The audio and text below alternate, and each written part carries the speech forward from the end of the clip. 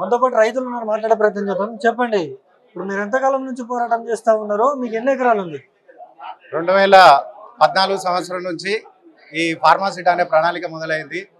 ఆ రోజున కేసీఆర్ ప్రభుత్వం ఓన్లీ ఒక 6500 ఎకరాలు ఫార్మాసిటీ కోసం భూసేకరణ చేస్తున్నాము అంటని చెప్పి దాన్ని 19,330 ఎకరాలకు తీసుకొచ్చిండు. ప్రజాభిప్రాయ సేకరణ పెట్టిన 2017లో. మాకున్న దరిద్రం ఏంటంటే ఇబ్రాహీంపట్నం కాన్స్టిట్యున్సీకి ఒక మంచి ప్రజానాయకుడు లేకపోవడము. ఈ ఆచార మండలంలో ఈ ఫార్మాసిటీ అనేది ఒకటి వచ్చింది.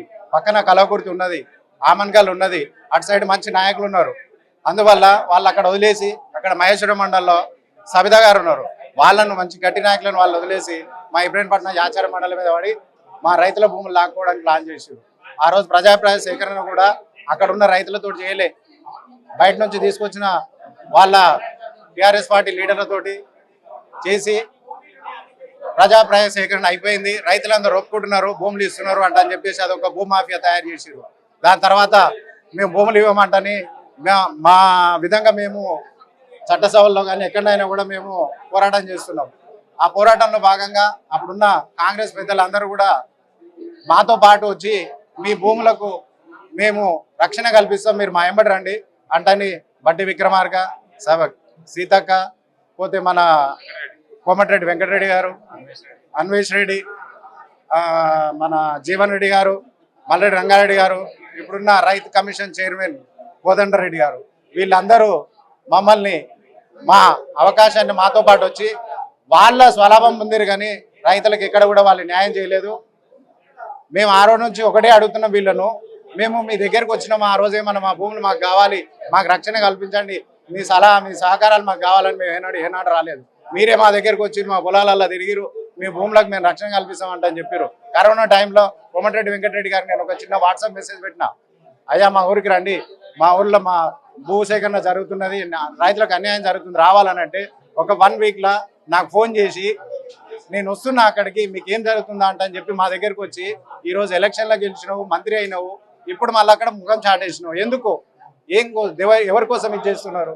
మాకేమైనా న్యాయం చేయాలనుకుంటే త్వరగా ఈ రోజున్న కాంగ్రెస్ ప్రభుత్వం వెంటనే మా భూములు మాకు ఆన్లైన్లో ఎక్కించాలి, మాకు నిషేధ జాబితాను తొలగించాలి, మా భూములు మాకు కావాలని ఇక్కడున్న ఈరోజు టీపీసీ నష్టపరిహారం ఇస్తామని చెప్పేసి కూడా అంటా ఉంది కదా.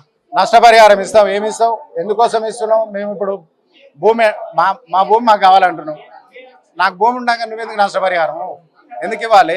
దేనికోసం ఇవ్వాలి నువ్వు నష్టపరిహారం? ఫ్యూచర్ సిటీ చేస్తా ఉంటాం కూడా చెప్తా ఉన్నారు. ఫ్యూచర్ సిటీ చెయ్యి, ఎవరొద్దు అంటున్నారు? అభివృద్ధికి మేము ఎప్పుడు భంగం కలిగించాము, అభివృద్ధికి మేము భాగస్వాములమే.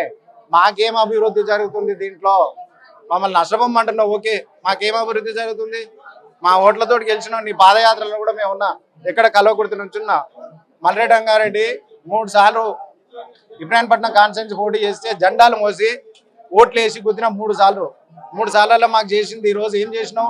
రైతుల పక్షాన్ని నిలబడి ప్రతిరోజు పోతుంటే రేపు కలెక్టర్తో మాట్లాడతా, ఆర్డీఓతో మాట్లాడతా, మీ ఆన్లైన్లో చేపిస్తా, నేను చెప్పినా మీకు మాట ఇచ్చినా నేను చేస్తా అని చెప్పి 2.5 సంవత్సరాలు అయింది.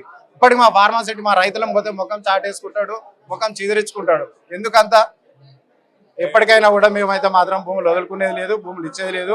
మీరు అంటున్నట్టుగా ఏదో పరిహారం చేస్తాం అని అంటున్నారు కదా. మొన్న రేవంత్ రెడ్డి గారు కూడా అక్కడ ఒకటి కమిషనరేట్ ఆఫీస్ ఓపెనింగ్ వచ్చినారు.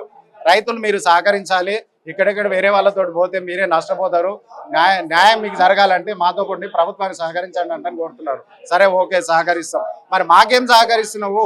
ఆనాడేమన్నావు, కేసీఆర్ నువ్వు రియల్ ఎస్టేట్ వ్యాపారం చేస్తున్నావు, గజానికో రేటు అమ్ముకుంటున్నావు, రైతుల దగ్గర ఎకరాలు పుంజుకుంటున్నావు అంటని చెప్పి రావిరాళ్ళ మీటింగ్లో మాట్లాడినావు. నేను వచ్చిన తర్వాత రైతుల భూములు వాళ్ళకి కల్పిస్తా అంటాను, వాళ్ళ హక్కులు వాళ్ళకి కల్పిస్తా అని మాట ఇచ్చినావు. మరి ఏది ఇంతవరకు ఏమైంది? 2.5 సంవత్సరాలు అయింది, ఎందుకు చేస్తలేవు? అది చేయాలి కదా. మొన్న జూబ్లీహిల్స్ నామినేషన్ చేసినప్పుడు కూడా వెయిటింగ్ న్యూస్లో ఫస్ట్ వీడియో నాదే వచ్చింది.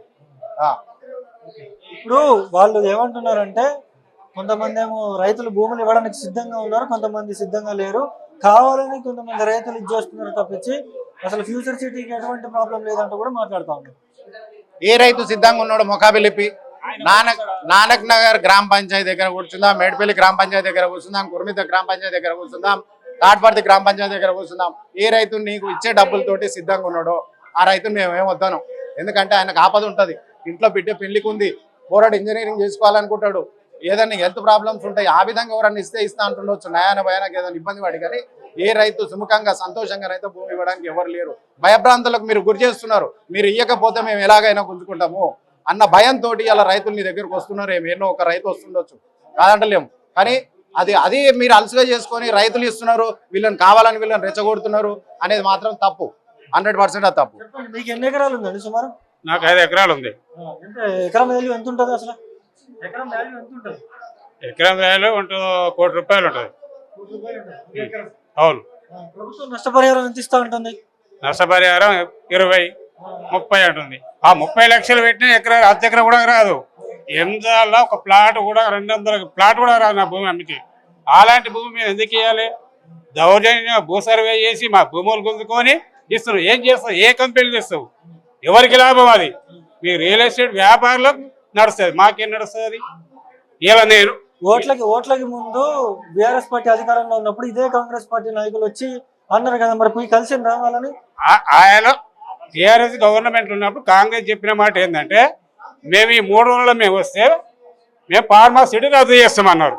చెప్పి ఓట్లు వేయించుకున్నాక మాట తప్పారు. వాళ్ళు చేసిన పనే ఇలా రేవంత్ రెడ్డి గవర్నమెంట్ కూడా అదే పని చేస్తుంది. కలిసిండ్రా మరి మాజీ మంత్రులను, సీతక్కను, వాళ్ళను? చెప్పలేదు. సీతక్క గారు వచ్చింది, కోమటిరెడ్డి వెంకరెడ్డి గారు వచ్చాడు, కోదండరెడ్డి గారు వచ్చారు. అందరు మంత్రులు వచ్చినా కలిసిన ప్రయోజనం లేదు. ఆలక్ష్యం మీద పేరు కూడా వాడతలేదు. ఏమంటా ఉన్నారు వాళ్ళు? ఏమంటున్నారు అసలు? ఏమంటారు? వాళ్ళు చెప్పేది ఒకటి చేసేది ఒకటి చేస్తాం. ఉన్న భూములు పోవంగా 2500 ఎకరాలు ఉంది 400 పేరు మీద. ఆన్లైన్ లెక్కేనీక దమ్ము లేదు వాళ్ళకు. ఇవాళ అంటారు, రేపు ఎన్నికలు అంటారు, ఎన్నికల కోడ్ ఉందంటారు. ఎందుకు ఈ అబద్ధాలు చెప్పడం? ఒకటేసారి ఇంతో బాయలిసం పోసి చంపేస్తే అయిపోతుంది కదా. ఎందుకా బాయ్ జూట చెప్పేది? అప్పుడు ఒక మాట, ఇప్పుడు ఒక మాట చెప్పకూడదు అలాంటిది. మీరు ప్రభుత్వాన్ని ఏమని డిమాండ్ చేస్తున్నారు మీరు ఇప్పుడు? మా భూములు మాకు కావాలి, మాకు డబ్బులు అవసరం లేదు, అంతే మా డిమాండ్ గదే. ఎందుకను ఇవాళ నా భూమి ఉంటే భూమిలో ఏ పంట అయినా వేసుకొని నేను బతకగలుగుతా. ఇవాళ నువ్వు ఒక 10 లక్షలు ఇవ్వగానే 10 లక్షలు నా పిల్లలు భార్య పిల్లలు ఎక్కడ పోవాలి? ఒక వ్యవసాయం రైతు చేస్తే, రైతు మీద నేను ఒక రైతును, నా మీద 20 మంది 30 మంది కూలీలు బతారబ్బా నా ఒక్కని మీద. ఈ రైతు మీద ఒక 50 మంది, ఈ రైతు మీద ఒక 30 మంది. మరి ఇలాంటి వాళ్ళ రైతుల భూమి తీసుకున్నాక ఆ కూలీలు ఎక్కడ పోవాలి, రైతులు ఎక్కడ పోవాలి, ఎక్కడ బతకాలి? అది మేము ఎప్పటికున్నా భూమి ఇస్తాం సిద్ధంగా లేము.